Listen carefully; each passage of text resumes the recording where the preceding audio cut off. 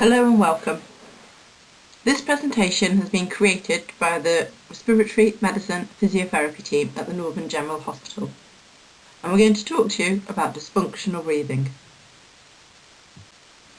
You've been referred to us at physiotherapy because of a dysfunctional breathing pattern. This is a term that's used to describe when breathing loses its normal pattern. People with dysfunctional breathing sometimes feel that they are more breathless than they would expect to be. They get breathless when they do minimal exertion or activity. Your breathing is out of sync, or someone's told you need to learn how to breathe. It could be that you've been breathless ever since an illness and never fully recovered, or that you're needing to take your blue inhaler lots of times throughout the day, or that you feel you can't take big breaths in. These are just some of the examples that people will report when we do their assessment. The aim for the class is hopefully so that you will be able to understand how the lungs work, what is a normal pattern of breathing, and what can influence our breathing, what tests you might have undertaken, what is the physiotherapy for dysfunctional breathing, and we'll cover breathing control, and also any tips that can help to reduce the symptoms of breathlessness. Let's first take a look at how the lungs work. So the lungs are the organs that bring oxygen into your body, and oxygen is the gas in the air which our body needs to function. The vocal cords sit in the top of our upper airway, just above the trachea, the windpipe, and these stay relaxed as we breathe in to allow the air to pass between them. When we breathe in, the air flows in through our mouth or our nose. It's much better to breathe in through our nose because it warms the air and it filters the air. The air then passes down the windpipe or the trachea into a series of smaller tubes called bronchi. This branching continues all the way down through the lungs until it reaches the air sacs, which are called the alveoli at the end. There are millions of these alveoli in our lungs, and it is here that oxygen passes into the blood and then it is taken to our body. At the bottom of the lungs there's a large breathing muscle called the diaphragm, and this domes and flattens as we breathe. At rest, the diaphragm should do 70 to 80% of the work.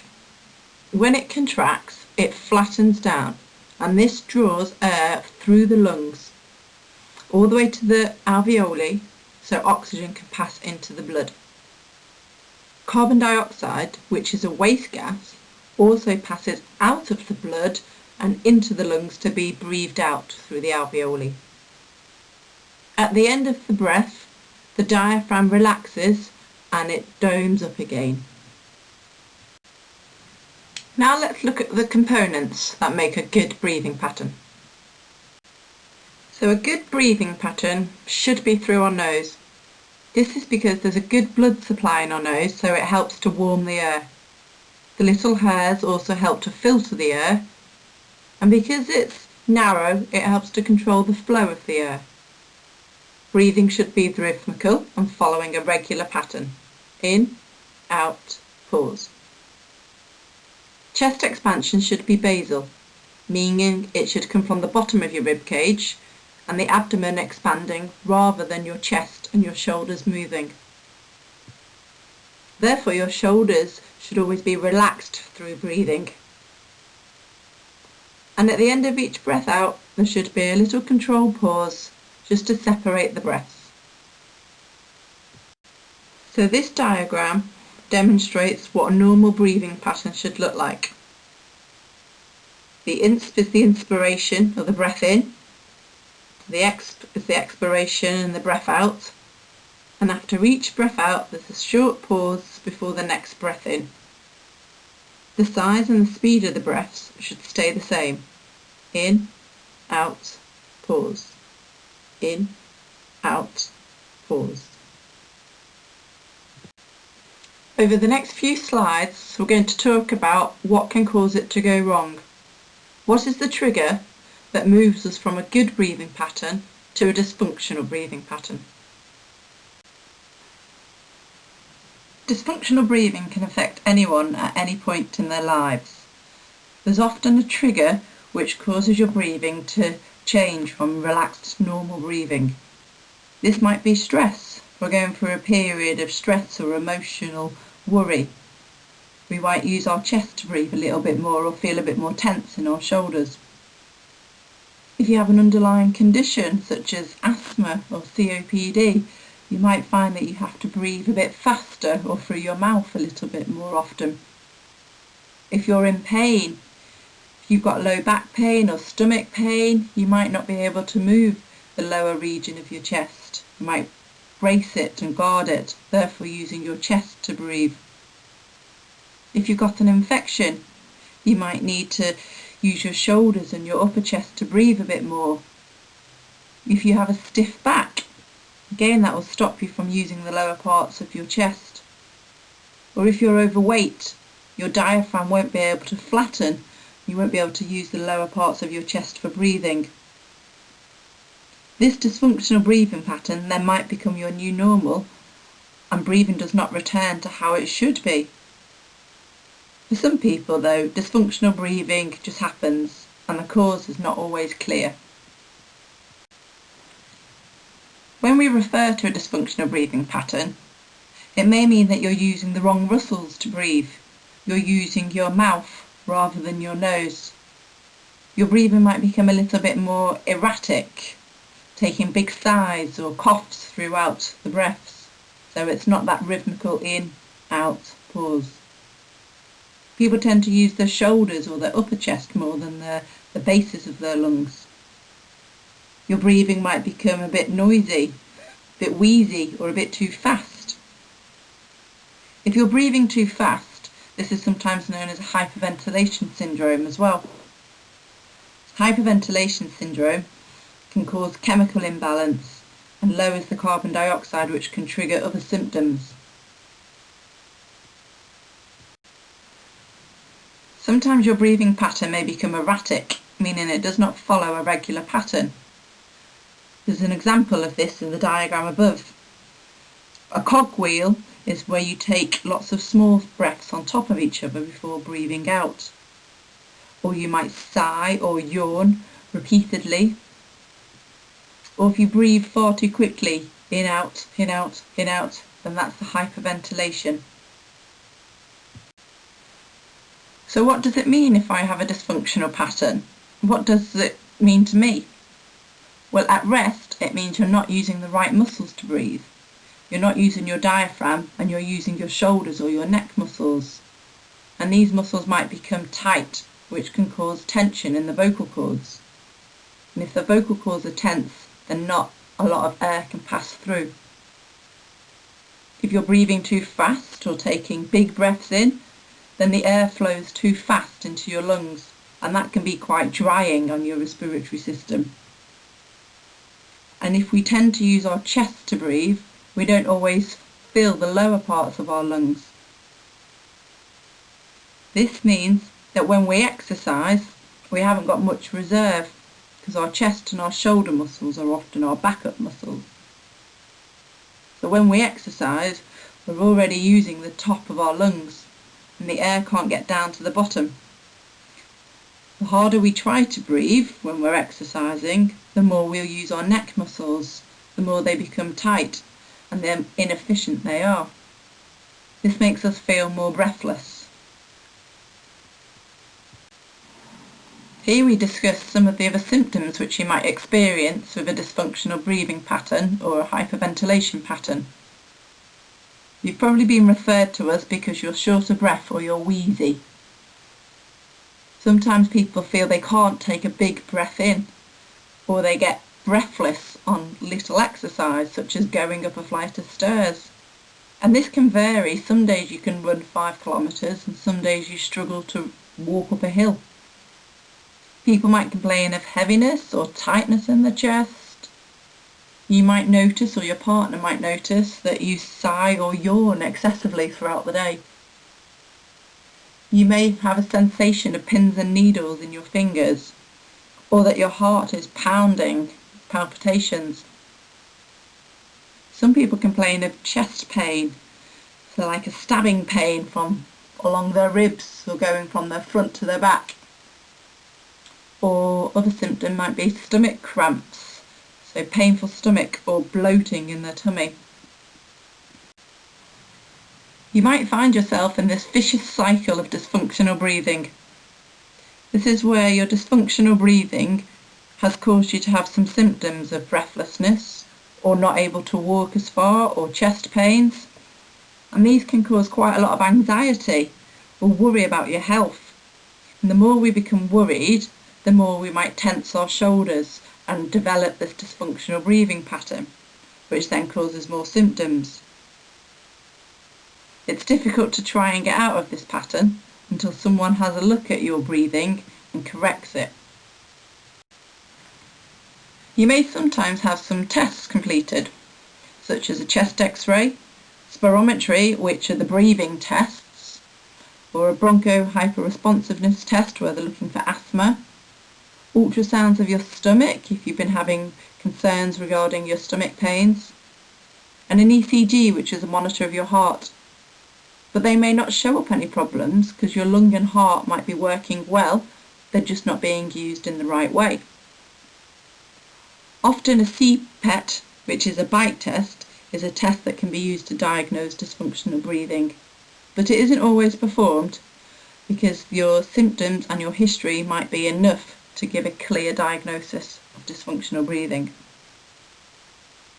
When you have your physiotherapy assessment, you may be asked to complete a breath hold test to see how long you can hold your breath for, to see if you're able to hold it for 45 seconds. Anything more than a minute, we're happy for you to breathe again. We may ask you a set of questions known as the Nijmegen questionnaire. This can also help to support the diagnosis of hyperventilation. Next we'll look at the physiotherapy techniques which might be helpful. Here we're aiming to slow the flow of the air into the lungs, reduce the size of the breaths that you're taking, so you're not taking lots of sighs or yawns, and to try and stop you taking too many breaths. Breathing control is an exercise when we practice breathing using a good technique. It's best to practice breathing control when you feel relaxed and aren't short of breath. As you find you can control your breathing easier, you can then use this technique when you are a bit more breathless. When you breathe in, try to feel your stomach swell. It might be helpful to put your hands on your stomach so you can feel what's happening. Gently breathe in through your nose, feeling that tummy rise, and out through your mouth. Allow a little bit of a pause before you breathe in again and out. And in and out. Good breathing control allows us to control the flow of air into the lungs. The more controlled it is, the more air you're able to get in. Like when you fill a bottle of water from a tap. Most people find it easiest to start the breathing control in a relaxed position such as lying down. As it gets easier and you become more aware of using your diaphragm to breathe, you can progress this into sitting and then into standing. Some people find it useful to place a book on their tummy when they're lying down.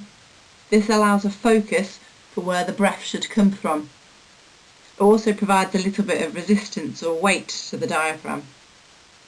As you move into sitting, put a towel around your waist and pull it tightly, so as you take the air in, you can push against that resistance of the towel. Ideally, it's best to practice these exercises little and often, so trying to do 10 breaths every couple of hours. Maybe set a timer on your phone to go off every 2 hours to remind you to stop and think where your breath is coming from. Once you've managed to get the abdominal diaphragm breathing, you can then try and add in a control pause. This is after each breath out and before the next breath in. So breathe in, breathe out and pause for 1, 2. Breathe in, breathe out and pause. 1, 2. As you get used to this, and gradually trying to increase the length of time that you hold your breath for between breaths. In, out, pause, 2, 3. In, out, pause, 2, 3, 4. In, out, pause, etc. This is all to help us try and reduce the frequency of the breaths so that we don't take too many breaths in 1 minute. Once you've mastered breathing control at rest, you should start to see an improvement in your breathlessness and an improvement in your breathing when you're walking. This is because you've allowed your diaphragm to do most of the breathing, and the upper chest can now act as your reserve when you're doing exercise or activity. So when you're starting to walk or go up and down stairs, you will use your chest muscles as well to help you with breathing, for you should remember to fill from the bottom of the lungs and use your diaphragm. To reduce shortness of breath whilst you are exerting yourself, it can be helpful to find a rhythm with your breaths. For example, when you're walking, you could try and take a breath in for the duration of 3 steps, have a pause, and then breathe out for the duration of 3 steps. The timings may need to be adjusted so that it's right for you. Another tip is what we call blow as you go. It's where you breathe out whilst you're doing the effort. Trying to make your breath out twice as long as your breath in will also help to empty the lungs and create more space for the air to come in the next breath. Positions such as leaning forward make breathing easier because it allows your belly to flop forward. Therefore, your diaphragm can flatten and the lungs can expand into that space. Fixing your arms on something can also help with breathing. Like in the diagram, they're leaning forward and they've got their elbows on the knees or on a windowsill. When your arms are on something, it stops excess movement from your shoulders. Therefore, the ribs are able to move and the lungs can expand a little bit easier. Sometimes people find it easy to breathe when they're walking and pushing a shopping trolley because they're leaning forward over the trolley and also their arms are on it. To summarise, dysfunctional breathing can happen at any time. It's when we lose our natural resting breathing rhythm, and this can affect our ability to exercise. By practicing the breathing control little and often, we can reset this pattern of breathing. Start by practicing it in lying down and gradually progress it into sitting, standing, and then through walking. Whilst you've had your dysfunctional breathing pattern, you've not been able to exercise and you might have become deconditioned. It's therefore important to gradually reintroduce exercise and condition yourself again. Here are some links to some websites and videos which help to demonstrate these exercises and complement the information. The first website, Physiotherapy for BPD, breathing pattern disorders, and the self-help tab at the top of that website, there's some really good videos which take you through how to practice breathing control in lying, sitting and standing. The second website helps to progress the breathing control in smaller stages, so with the nose breathing, then with controlled pause and introducing exercise. The third website is the British Lung Foundation, and they have some really useful information on the condition and get some more reading around dysfunctional breathing and other lung conditions. And then there's us, the respiratory physio team. So you can contact us through the Northern General Switchboard if you have any other questions, or via your respiratory consultant. Thank you for listening. Bye bye.